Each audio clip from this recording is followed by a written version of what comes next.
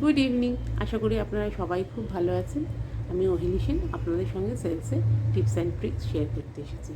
আমি আমার ভিডিওগুলোতে সবসময় যেটা বলি যে আমাদের সেলার থেকে কাউন্সেলার হতে হবে, আমাদের নিজেদের আপগ্রেড করতে হবে, যাতে আমরা একটা কাস্টমারের কাছে সেলার থেকে সেই কাস্টমারের অত্যন্ত বিশ্বস্ত নির্ভরযোগ্য একজন কাউন্সেলার হয়ে উঠতে পারি।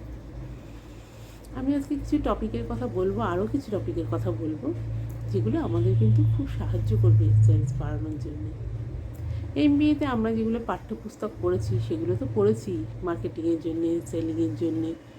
তাছাড়া কিছু জিনিস আমি অ্যাডিশনালি পড়েছি আলাদা করে, যেগুলো আমার খুব গুরুত্বপূর্ণ মনে হয়েছে, যেগুলো আমার অনেক সাহায্য করেছে আমাকে, যে টপিকগুলো আমার খুব কাজে লেগেছে। তার মধ্যে একটা প্রচণ্ড ইম্পর্ট্যান্ট টপিক হচ্ছে নিউরো লিঙ্গুইস্টিক প্রোগ্রামিং বা এনএলপি।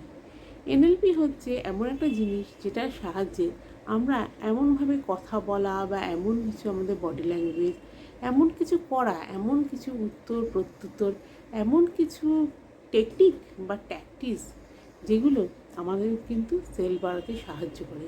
আমরা একটা কাস্টমারকে সেই এনএলপির মাধ্যমে ইনফ্লুয়েন্স করতে পারি, আমরা একটা কাস্টমারকে মোটিভেট করতে পারি। ইনফ্লুয়েন্স বা মোটিভেট করাটা কিন্তু কখনোই খারাপভাবে বা একটা কাস্টমারের ক্ষতি করবার জন্য কিন্তু নয়, এই কথাটা মনে রাখতে হবে। আমরা কিন্তু এমনভাবে তাকে মোটিভেট করব, এমনভাবে তাকে ইনফ্লুয়েন্স করব, যাতে তিনি তাকে সাহায্য করবো, এক কথায় যাতে তিনি সঠিক সিদ্ধান্তটা নিতে পারেন। সেটাই তো আমাদের উদ্দেশ্য না? আমরা কাউন্সেলর হলে আমাদের সেটাই উদ্দেশ্য হবে। সেইটার জন্য একটা খুব ইম্পর্টেন্ট কথা হচ্ছে এনএলপি। এনএলপি শুধু যে আমরা সেলসের কাজে ব্যবহার করতে পারি তা নয়, এনএলপি দেখবেন আমরা সব ক্ষেত্রেই, সব জায়গাতেই আমরা কিন্তু এনএলপি ইউজ করতে পারি। এটা কিছু কথা দেখবেন কারোর কথা আমাদের ভালো লাগছে না, এরকম হয়তো যে একজন মানুষ, তিনি হয়তো ভালো মানুষ, আমরা জানি তিনি ভালো মানুষ, কিন্তু তার কথা বলার ধরনটা না আমাদের পছন্দ হচ্ছে না। আবার কিছু মানুষের কথা একটু শুনলেই যেন কী ভালো লাগে, কত শুনতে ইচ্ছে করে, আরও শুনতে ইচ্ছে করে, কথা বলতে ইচ্ছে করে। তারা হয়তো না বুঝে বা না জেনেই অনেক ক্ষেত্রে আর কি, না বুঝে না জেনে তারা কিন্তু এনএলপি যে নিয়মগুলো আছে, যেগুলো শেখানো হয়েছে, সেগুলো ইউজ করছে।